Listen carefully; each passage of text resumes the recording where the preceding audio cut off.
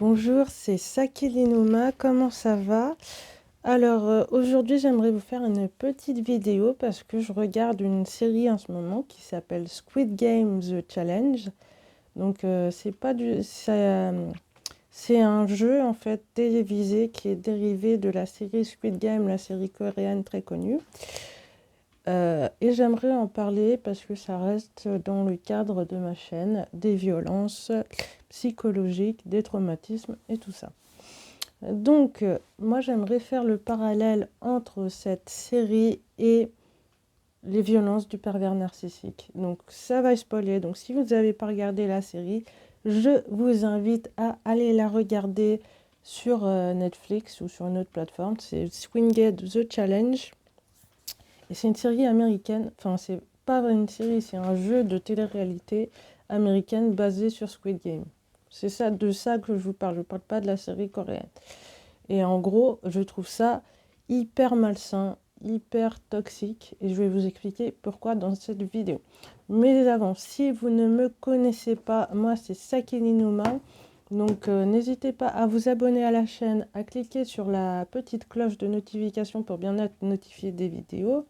Parce que si vous cliquez pas sur la cloche, vous serez pas sur la cloche, vous ne serez pas au courant des vidéos que je publie. Voilà, c'est pour ça, tout simplement, tout bêtement. Oui, je garde mon écharpe parce que il fait un peu froid chez moi. Hier, il a neigé d'ailleurs à Paris en plein mois de novembre. C'est rare. Voilà. Bref, j'en étais où? Oui, donc nous allons parler de cette série.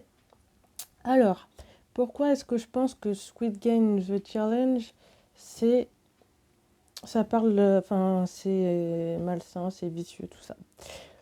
Parce que, en fait, vous avez plusieurs joueurs qui sont enfermés dans une pièce et qui doivent jouer à des jeux. Mais c'est des jeux un peu à la Hunger Games, tu vois. C'est des jeux assez durs, assez violents. Enfin, si vous avez vu la série Squid Game, c'est les mêmes jeux, sauf qu'ils le font dans la vraie vie. La seule différence, c'est que les gens, ils meurent pas, ils sont juste éliminés. Mais quand même, je trouve que c'est quand même une sorte de torture psychologique. Alors déjà, ils dorment tous ensemble dans un même dortoir. Il n'y a pas de fenêtre, je crois. Il y a pas... Tu sais pas s'il fait jour, s'il fait nuit. Est-ce que ça vous rappelle pas le pervers narcissique, ça? Le fait qui vous enferme, qui ferme les volets et qui sache... Vous savez pas à quelle heure on est, si c'est le jour, si c'est la nuit. En tout cas, moi, ça m'était arrivé euh, avec un de mes ex, il fermait les volets et la journée, il disait qu'il voulait pas ouvrir les volets, je ne sais plus pour quelle raison. Du coup, on était vraiment décalé au niveau du temps. Et ça, c'est une sorte de torture. Et ça, je l'ai vu justement dans les tortures qui font justement à l'armée, je crois. Ça en fait partie, ça. T'as aussi le fait que justement, ils se font des coups bas et ils doivent faire, au fil du temps, ils se font des amis. Et au bout d'un moment, ben, les gens, ils doivent faire des jeux contre leurs amis. Et sur leurs amis, s'ils perdent, ben, ils sont éliminés, ils quittent le jeu. Enfin, il y a plein de petits trucs comme ça. Bah oui, tu as le fait aussi des repas. Est-ce que, avec le pervers narcissique, en fait, le pervers narcissique contrôle vos repas? Moi, je me rappelle que quand je vivais avec mon père, j'avais énormément de carences alimentaires parce que ouais, je mangeais pas bien déjà, on mangeait toujours la même chose. Dans les repas, ils ont vraiment des portions vraiment toutes petites. Comment voulez-vous réfléchir si vous ne mangez pas?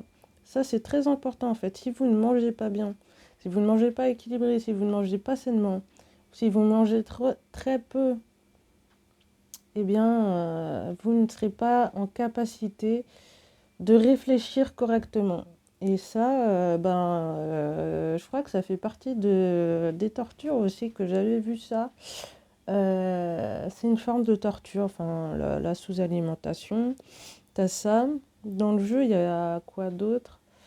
Et puis, mais ce qui m'intéresse dans cette série, en fait, enfin, dans ce jeu, c'est la psychologie des gens, c'est leur manière de penser.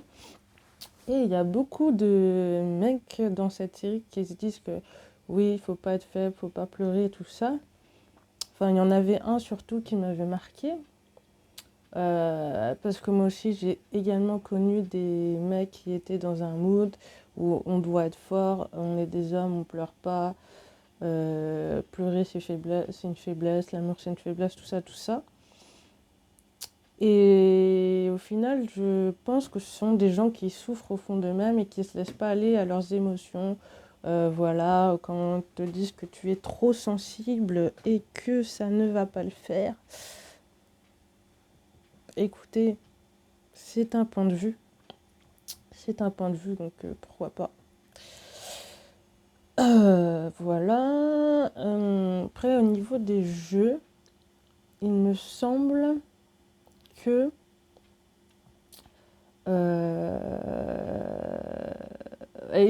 oui, et si vous refusez le jeu, il y avait un jeu, c'est un jeu avec, t'as plusieurs biscuits, tu dois découper la forme, donc t'avais rond, carré, étoile et triangle, et tu devais découper la forme, et si tu casses la forme, ben t'es éliminé, quoi. Et dans la vraie série Squid Game, tu meurs. Bref. Euh, et il y en a qui... Et si le plus dur, si tu avais une forme en forme de parapluie, c'est vachement dur à faire. Et il y avait plusieurs groupes qui ne voulaient pas prendre le parapluie. Et du coup, comme personne ne se décidait sur quelle forme ils prenaient, ben, ils étaient tous éliminés, quoi. C'est quand même un truc de fou. Mais je pense que, en fait, c'est crescendo. Tu as plusieurs petites étapes. Et... c'est comme avec le pervers narcissique, ça. C'est-à-dire qu'au début, c'est niveau 1, niveau 2, niveau 3, niveau 4. C'est comme un jeu vidéo, mais c'est de pire en pire, quoi. Et ben, c'est exactement ça que j'ai vu. Et puis, il y a pendant qu'ils sont dans les dortoirs, ils ont des petits défis où ils peuvent éliminer des gens du jeu. Et c'est quand même une dinguerie, je trouve. On les monte tous ensemble les uns contre les autres. Et il y avait aussi un épisode qui m'a pas mal marqué, qui était très intéressant. Il y avait dans le jeu un expert en vitalité. Ben, vous savez, c'est les Américains, hein. Bref. Tout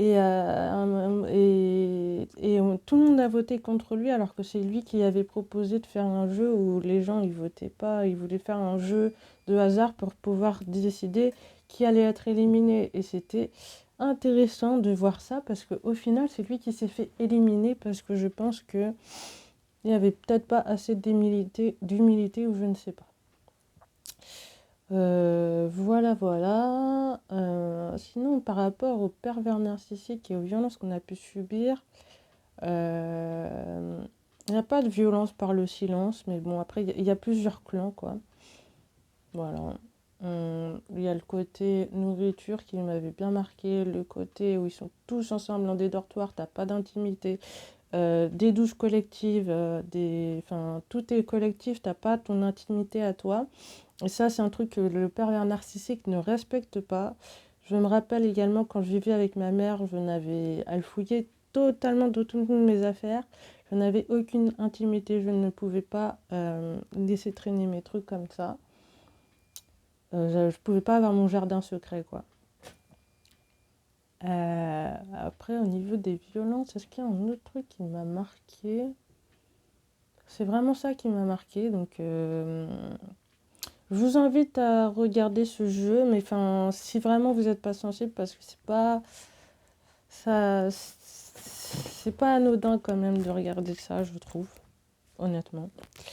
Mais si ça vous intéresse, je vous invite à le regarder pour le côté psychologie. Après, ce que je vais vous dire, c'est que évidemment, c'est beaucoup moins bien que la série, mais c'est pas ça qui m'intéressait. C'était vraiment le côté psychologique des participants et tout ça. Voilà, donc c'était Sakininuma. Et oui, j'aimerais aussi vous dire que j'aimerais axer cette chaîne sur les traumatismes, qu'on parle vraiment de traumatisme. Et je voudrais vous féliciter parce que je sais qu'on a vécu des choses hyper dures et je me rends compte de plus en plus compte que on est vraiment des guerriers, on est vraiment des battants à arriver à maintenir le cap malgré tout ce qui nous est arrivé. Donc félicitations à vous et courage, ne perdez pas espoir, les choses vont s'améliorer. C'était Saki Lunuma, n'hésitez pas à vous abonner à la chaîne et moi je vous dis à la prochaine dans une prochaine vidéo. Salut, salut.